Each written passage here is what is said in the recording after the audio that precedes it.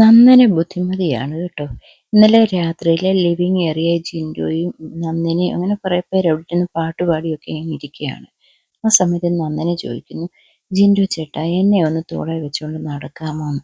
ഒരു കാര്യം കൂടെ നേരത്തെ അവിടെ നന്ദന എറിഞ്ഞിട്ടുണ്ട്, ഒരച്ഛനും മോളുമാണെന്ന് കരുതിയാൽ മതി കേട്ടോന്ന്, അല്ലെങ്കിൽ നാളെ അത് വേറെ വിഷയമാക്കുമെന്ന് നന്ദനയ്ക്ക് അറിയാം.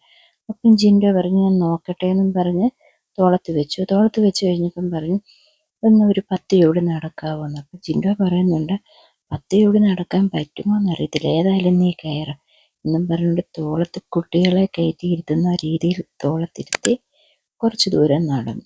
പക്ഷേ മറ്റെല്ലാവരും അർജുൻ പറയുന്നുണ്ട് നീ എന്തോ പണിയാ കാണിക്കുന്നത്, താഴെ വീഴുമെന്നൊക്കെ പറയുന്നുണ്ട്. പക്ഷെങ്കിൽ നന്ദനയ്ക്കറിയാം ജിൻഡോയുടെ തോളത്താണ് ഇരിക്കുന്നത്, ജിൻഡോ സേഫായിട്ട് തന്നെ കൊണ്ട് നടന്നോളൂ എന്നുള്ളത് നന്ദനയ്ക്കറിയാം. അങ്ങനെ ഇപ്പോഴും ഹൗസിനുള്ളിൽ ജിൻഡോയെ ശരിക്കും വിശ്വസിക്കുന്ന ആൾക്കാരുണ്ട് കേട്ടോ. ഒരു സമയത്ത് നന്ദന ഒരു ഗെയിമിന്റെ ഭാഗമായിട്ട് ജിൻഡോയോട് എതിർത്തതാണ്, എന്നാലും വിശ്വാസം.